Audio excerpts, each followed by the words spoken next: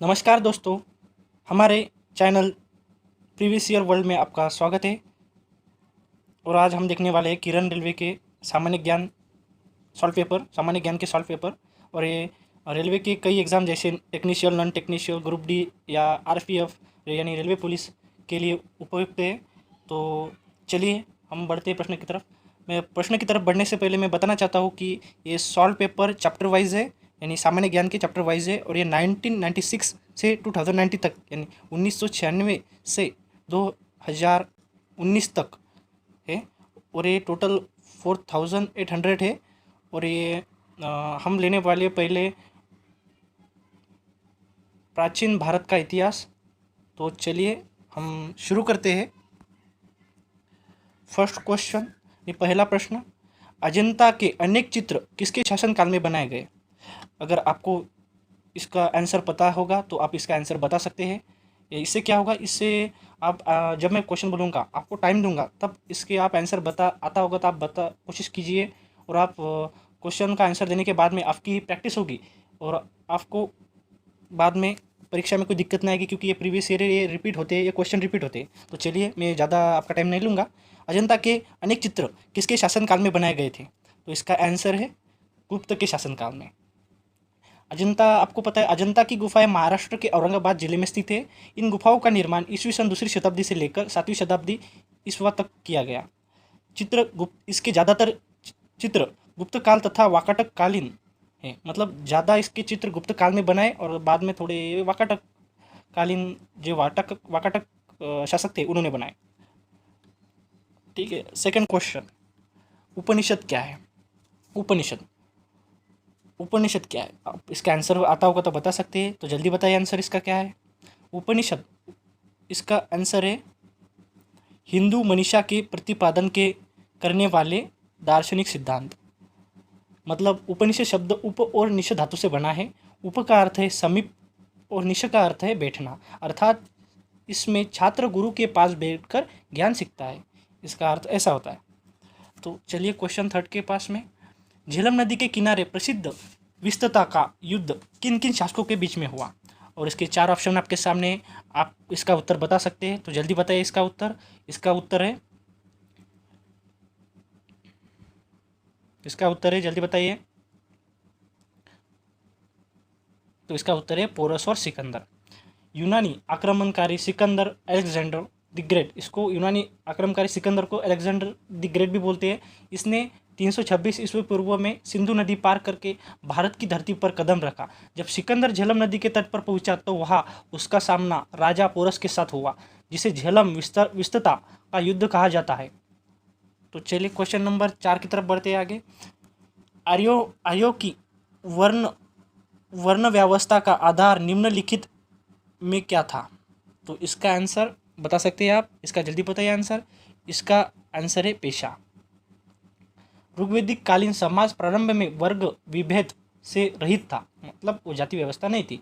ऋग्वेद में वर्ण शब्द रंग का अर्थ में तथा कहीं कहीं व्यवसाय चयन के अर्थ में प्रयुक्त किया हुआ है, इसके अलावा कोई नहीं है।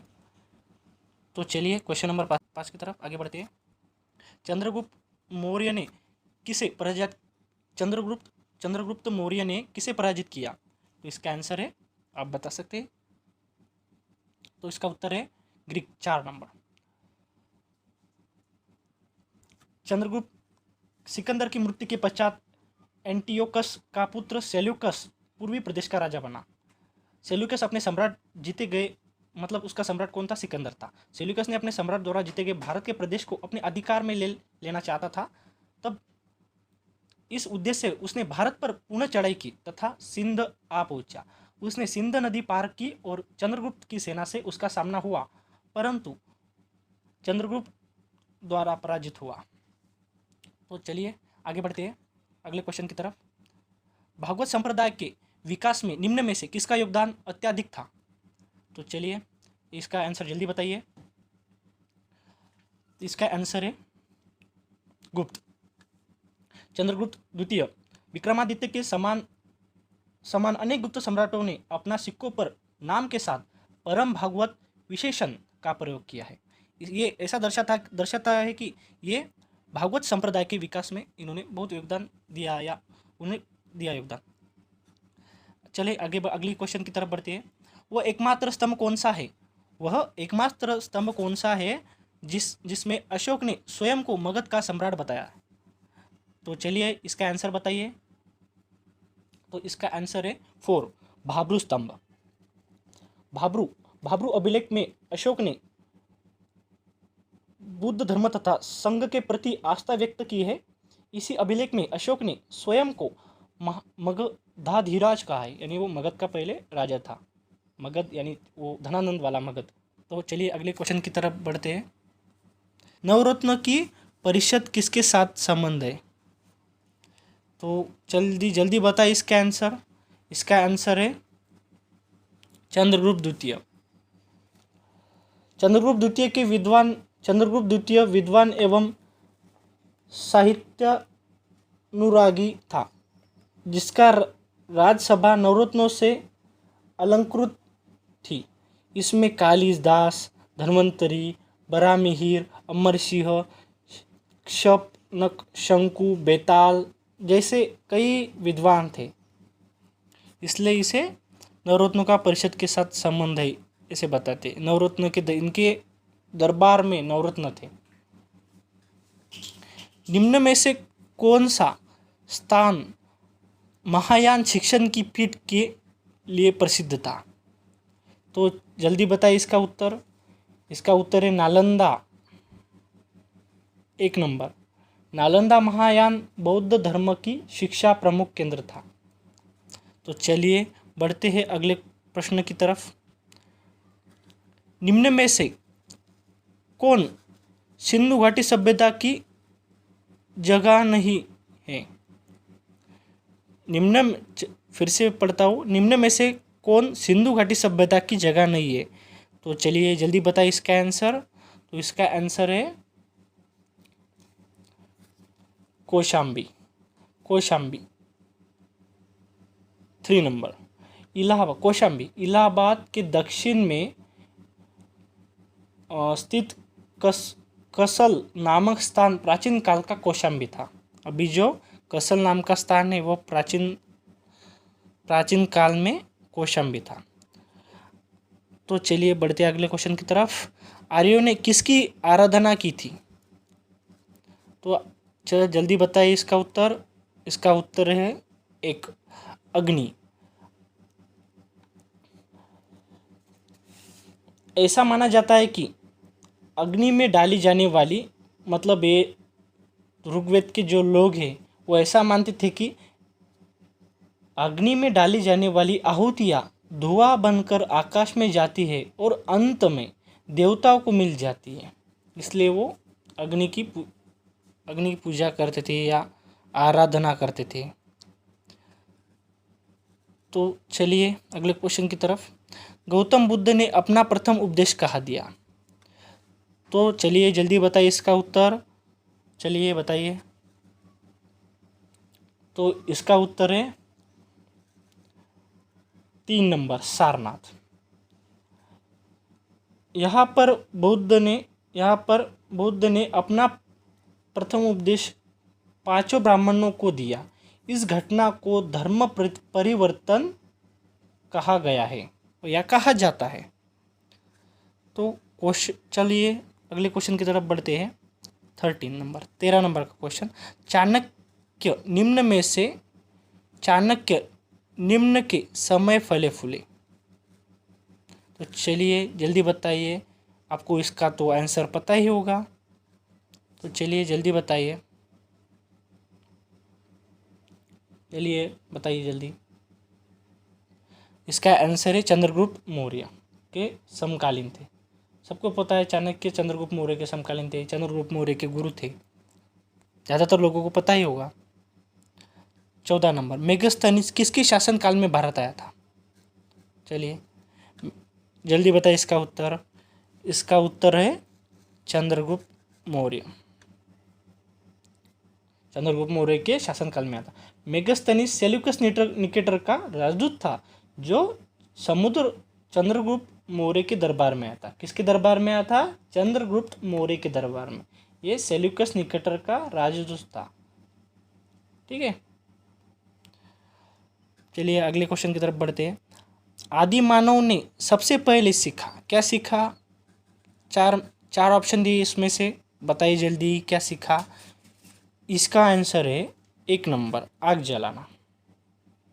सबसे पहले आग का ज्ञान मानव को पूर्वापाषाण पाषाण काल में हो गया था। तो चलिए पढ़ते अगले क्वेश्चन की तरफ। सिद्धार्थ आगे चलकर बुद्ध क्यों कहलाए? चलिए 4 ऑप्शन आपके सामने, जल्दी बताइए। आप जब ऐसे बताएंगे, हमेशा प्रैक्टिस करेंगे, तो आपके ये क्वेश्चन रिवीजन होगा इस क्वेश्चन का, और आपको एग्ज़ाम में दिक्कत नहीं होगी। या कैसा आपका रेलवे का एग्ज़ाम रहा, या एग्ज़ाम कैसे प्रश्न आता है रेलवे के एग्ज़ाम में, आपको इसका अंदाज़ा आ जाएगा। ठीक है, प्रीवियस ईयर बहुत इंपॉर्टेंट होते हैं, कैसा क्वेश्चन डालता है एग्ज़ाम कैसा पैटर्न बनाता है, ये प्रीवियस ईयर के माध्यम से आपको समझ में आता है। इसलिए प्रीवियस ईयर को पढ़ना या उनका रिवीजन करना या उनके क्वेश्चन याद करना बहुत इंपॉर्टेंट है। चलिए आगे बढ़ते हैं। सिद्धार्थ आगे चलकर बुद्ध कहलाए, क्यों? 60 में, चलिए बताइए। इसका आंसर है उन्हें सच्चे ज्ञान की प्राप्ति हो गई थी, इसलिए सिद्धार्थ आगे चलकर बुद्ध कहलाए। चलिए आगे का क्वेश्चन। ऐतिहासिक काल में जैन धर्म के 24वें तीर्थकार कौन थे? तो चलिए बताइए, जैन धर्म के 23वें तीर्थकार कौन थे? तो इसका आंसर है 2 नंबर, महावीर स्वामी। ऐतिहासिक काल में जैन धर्म के 24वें तीर्थकार महावीर स्वामी थे। ठीक है, चलिए आगे बढ़ते हैं। निम्न में से कौन सा वैदिक काल में विद्यमान नहीं था? निम्न में से कौन सा वैदिक काल में विद्यमान नहीं था? तो चलिए जल्दी बताइए। इसका आंसर है 2 नंबर, पर्दा प्रथा। पर्दा प्रथा वैदिक काल में विद्यमान नहीं थी। ऋग्वेद समाज का आधार परिवार था। इसका प्रमुख परिवार का मुखिया पिता या बड़ा भाई था। इस काल में नियोग, तो चलिए ज़्यादा नहीं बताऊंगा, बहुत लंबा हो जाएगा। हर्षवर्धन काल में शिक्षा की सर्वश्रेष्ठ व्यवस्था निम्न में से किस स्थान पर थी? हर्षवर्धन के काल में शिक्षा की सर्वश्रेष्ठ व्यवस्था निम्न में से किस स्थान पर थी? तो चलिए इसका आंसर बताइए। तो इसका आंसर है नालंदा। हर्षवर्धन के काल में शिक्षा की सर्वश्रेष्ठ व्यवस्था नालंदा में थी। हर्षवर्धन काल में नालंदा महाविहार एक अंतर्राष्ट्रीय व्याख्या के विश्वविद्यालय के रूप में, एक अंतर्राष्ट्रीय ख्याति के महाविद्यालय के रूप में विकसित होगी। तो फिर से बोलता हूँ, अंतर्राष्ट्रीय ख्याति के विश्वविद्यालय के रूप में विकसित हुई। क्या? नालंदा। किसके काल में? हर्ष काल में। ठीक है, तो चलिए आगे बढ़ते हैं। 20वां क्वेश्चन। राजा हर्षवर्धन पराजित हुए, तो चलिए जल्दी बताइए इसका आंसर। इसका आंसर है दक्षिण के चालुक्य शासन द्वारा। राजा हर्षवर्धन दक्षिण के चालुक्य शासकों द्वारा पराजित हुआ। तो चलिए क्वेश्चन नंबर 21 बताइए। सिंधु घाटी की सभ्यता के समय वजन और माप की संख्या थी। तो चलिए इसका आंसर जल्दी बताएं। इसका आंसर है 4 नंबर, 16। सिंधु घाटी के लोगों को माप तोल की जानकारी थी। तोल में यह 16 या उसके आवर्तकों को व्यवहार में था। आवर्तक यानी उसके दुप्पट, 2 गुना, चौगुना, 5 गुना, यानी 16, 64, 160, ऐसे उसके गुना में, पर इसका मूल था 16।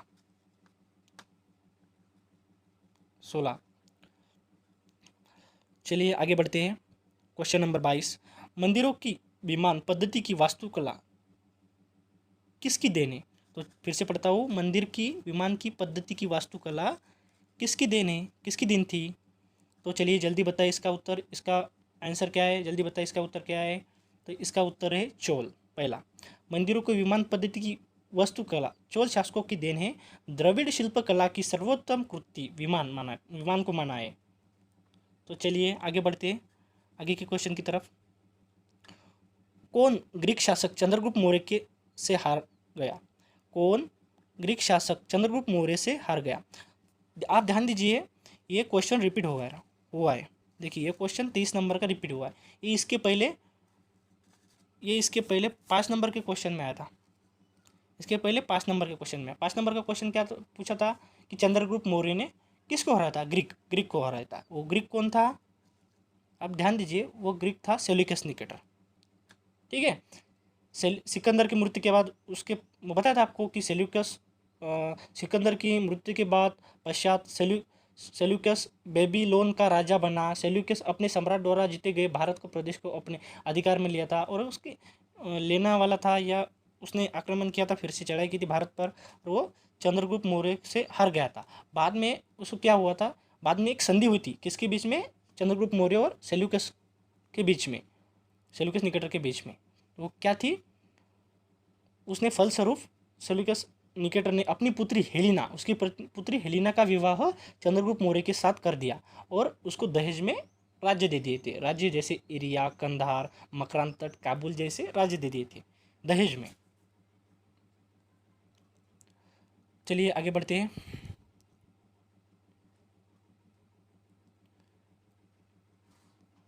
छब्बीसवां क्वेश्चन, प्राचीन भारत के निम्नांकित राजवंशों में कौन वंश पुराण है? प्राचीन भारत के निम्नांकित राजवंशों में कौन वंश पुराण है? मतलब सबसे ज़्यादा पुराना कौन सा वंश है प्राचीन भारत के वंश पुराण में? तो इसका आंसर है सातवाहन, 4 नंबर। प्रश्नानुसार सबसे प्राचीन राजवंश सातवाहन है। पुराणों में सातवाहन को आंध्र कहा गया है, परंतु अभिलेखों में इन्हें सातवाहन कहा गया है।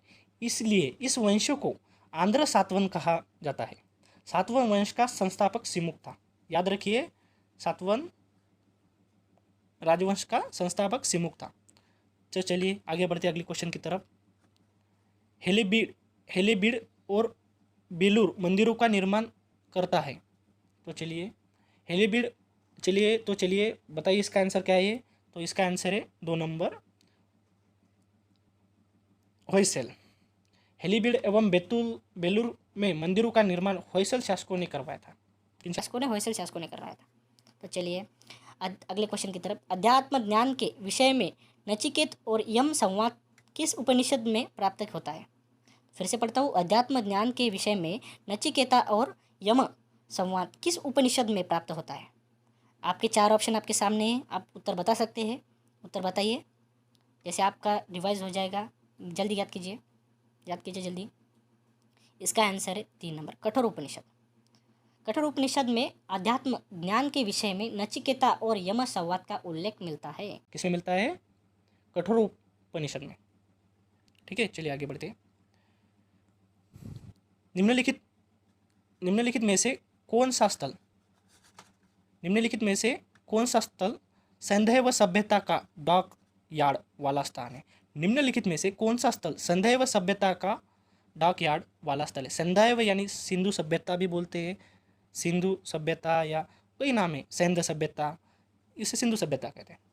डॉक यार्ड यानी मालवाहक किसे कहा जाता है? तो इसे लोथल। कहाँ है? लोथल में, गुजरात के अहमदाबाद जिले में, भोगवा नदी के किनारे। ठीक है, चलो आगे बढ़ते हैं। 28वां क्वेश्चन, बौद्ध धर्म से संबंध अर्धगोलाकार अंत्योष्टि संबंधी टीले को क्या कहते हैं?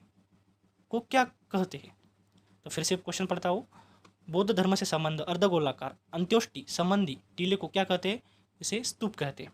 स्तूप यानी महात्मा बुद्ध के महापरिनिर्वाण के बाद उनकी अस्थियों पर समाधियों का निर्माण किया गया, जिसे स्तूप कहा जाता है। स्तूप अर्धगोलाकार का होता है, मतलब उसका अर्धगोलाकार जैसा शेप होता है, आकार होता है। चलिए अगले क्वेश्चन की तरफ बढ़ते हैं। 29 नंबर, किस राजवंश के दौरान महाबलीपुरम के मंदिर स्थापित हुए थे? किस राजवंश के दौरान हुए थे? जल्दी बताइए।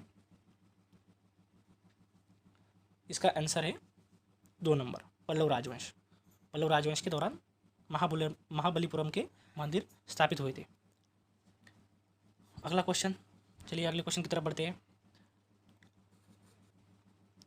आर्य लोग भारत में कहाँ से आए थे? चलिए जल्दी बताइए, इसका उत्तर क्या है? चलिए बताइए, आर्य लोग कहाँ से आए थे? आर्य लोग भारत में कहाँ से आए थे? जल्दी बताइए। इसका आंसर है मध्य एशिया। आर्यों के मूल निवास स्थान पर विद्वानों में मतभेद है, पर जर्मनी के एक विद्वान ने जिनका नाम मूलर है, उन्होंने कहा है कि उन आर्यों का मूल निवास मध्य एशिया में बैक्टीरिया को माना जाता है। कहाँ माना जाता है? मध्य एशिया में बैक्टीरिया को माना जाता है। कहाँ पर? बैक्टीरिया। चलिए आगे बढ़ते हैं।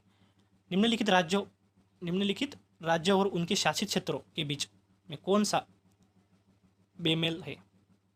बेमेल यानी गलत। निम्नलिखित राज्यों और उनके शासित क्षेत्रों के बीच में कौन सा बेमेल है? मतलब 3 गलत है और इसमें एक बराबर है। मतलब उनकी राज्य और उसकी राजधानी ऐसे दिए हुए और उनका गलत है। मतलब यादव और देवगिरी, ये सही है। यादव की राजधानी कौन सी थी? देवगिरी थी। तो जल्दी बताइए। चलो इसका सही आंसर है 1 नंबर, पांडेय बेलूर। ये गलत है, ये बेमेल है। चलिए, इसकी बेलूर नहीं थी, क्या थी? बेलेम थी। बेमेल थी। चलो आगे के क्वेश्चन की तरफ बढ़ते हैं। हर्ष के संबंध में जानकारी प्राप्त करने प्रमुख स्तोत्र निम्नलिखित में से किसका है? किसका प्रमुख स्तोत्र है? जल्दी बताइए, उत्तर जल्दी बताइए। 4 क्वेश्चन आपके सामने है। इसका सही उत्तर है 2, बाण भट्ट। ये कौन था? हर्ष का दरबारी था, राज दरबारी। इसके दरबार में रहता था। दरबारी कवि थे जिन्होंने हर्ष चरित्र लिखा। इस हर्ष चरित्र पुस्तक लिखा। हर्ष चरित्र मतलब हर्ष के जीवनी पर। तमिल साहित्य शिल्पदिकारम के रचयिता कौन है? जल्दी बताइए, इसका आंसर क्या है? तमिल साहित्य शिल्पदिकारम के रचयिता कौन है? जल्दी बताइए। इसका सही आंसर है तिरुवल्लुवर। इसका सही आंसर क्या है? तिरुवल्लुवर। ठीक है, चलिए आगे बढ़ते हैं। 34 नंबर। चोल राजा जिसे गंगाई कोंडन कहा जाता है, कौन है जिसे गंगाई कोंडन कहा जाता है? चोल राजा का कौन सा राजा है? चलिए जल्दी बताइए इसका उत्तर। तो इसका नाम है राजेंद्रन चोल। इसका सही आंसर है राजेंद्रन चोल। चलिए आगे बढ़ते हैं। हम्पी के खंडहर किस राज्य में है? हम्पी यानी विजयनगर, पहला विजयनगर, अभी हम्पी कहते इसे। इसका खंडहर कौन से राज्य में है? इसका सही उत्तर है कर्नाटक। ये कर्नाटक में स्थित है। चलिए आगे बढ़ते हैं 36वें क्वेश्चन की तरफ। ईसा की 3री सदी से जबकि हुनों के आक्रमणों ने रोमन साम्राज्य को समाप्त कर दिया, भारतीय व्यापारी अधिकाधिक किस पर निर्भर रहे थे? तब किस पर निर्भर थे? चलो जल्दी बताइए इसका उत्तर। आपको समझ में नहीं आया होगा तो फिर से पढ़ता हूँ। ईसा की 3री सदी से जबकि हुनों के आक्रमणों ने रोमन साम्राज्य को समाप्त कर दिया, भारतीय व्यापारी अधिकाधिक किस पर निर्भर रहे थे? जब उन्होंने आक्रमण किया तो भारतीय व्यापारी किस पर निर्भर थे? तो जल्दी बताइए। तो इसका आंसर है, जल्दी बताइए जल्दी। चलो, इसका आंसर दक्षिण पूर्व एशियाई व्यापार। क्या है? दक्षिण पूर्व एशियाई व्यापार। चलिए आगे बढ़ते हैं। फिर से देखो, रिपीट आ गया, क्वेश्चन रिपीट हो गया। शक संवत जो 78 ईस्वी पूर्व से प्रारंभ होता है, प्रकट करता है। क्या प्रकट करता है कि किसके शासनकाल में था वो? चलिए इसका सही उत्तर बताइए। इसका सही उत्तर है कनिष्क का शासन। कनिष्क के शासनकाल में था। चलिए आगे बढ़ते हैं, अगले क्वेश्चन की तरफ बढ़ते हैं। काकतीय कहाँ से शासक थे? काकतीय कहाँ के शासक थे? तो चलिए बताइए, कहाँ के थे काकतीय शासक? 38 नंबर, जल्दी बताइए। काकतीय कहाँ के शासक थे? आंध्र के शासक थे। कहाँ के? आंध्र के शासक थे।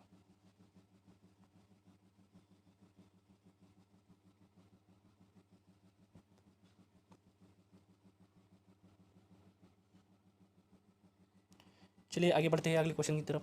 चीनी यात्री हेनसांग ने निम्नलिखित के शासनकाल में भारत का दौरा किया। चीनी यात्री हेनसांग ने निम्नलिखित के शासनकाल में भारत का दौरा किया। किसके शासनकाल में भारत का दौरा किया चीनी यात्री हेनसांग ने?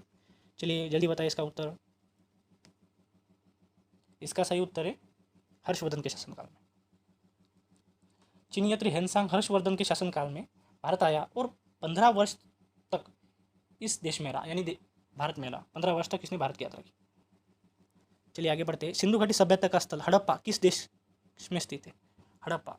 चलिए जल्दी बताइए अभी किस देश में स्थित है हड़प्पा, वर्तमान में किस देश में स्थित है। सिंधु घाटी का सभ्यता का स्थल हड़प्पा वर्तमान में पाकिस्तान में स्थित है। इसका आंसर है 3 नंबर, पाकिस्तान में। चलिए आगे बढ़ते हैं।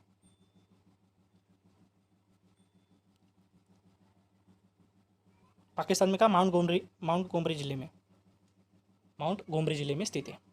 चलिए आगे बढ़ते हैं। सोने का सिक्का सर्वप्रथम भारत में किसके शासनकाल में शुरू हुआ।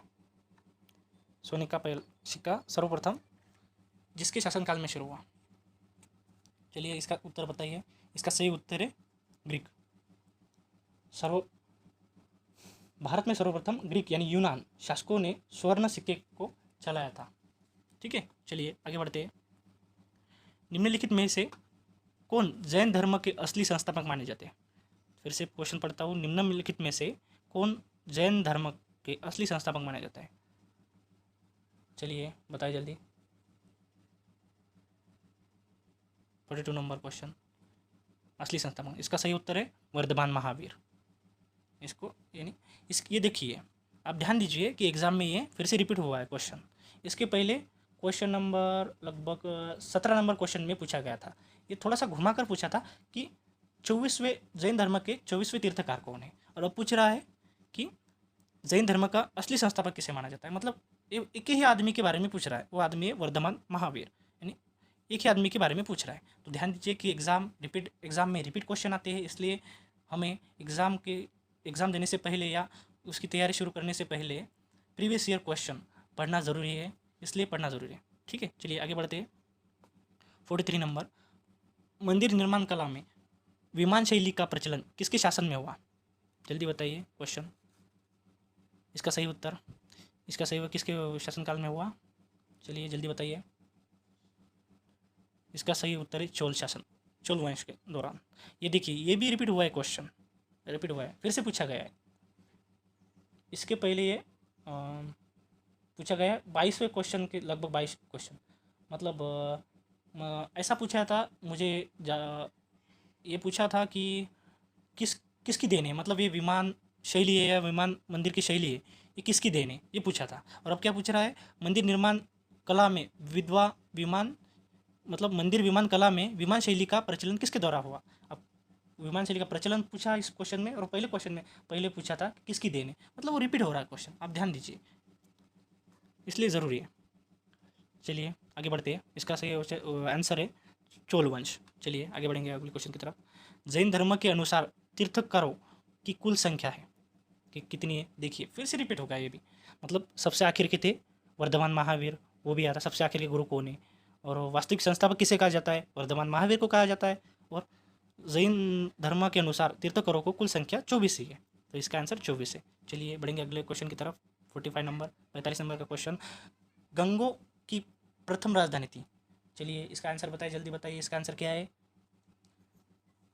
गंगों की राजधानी क्या थी। गंगों की राजधानी कोलार थी। क्या थी, कोलार।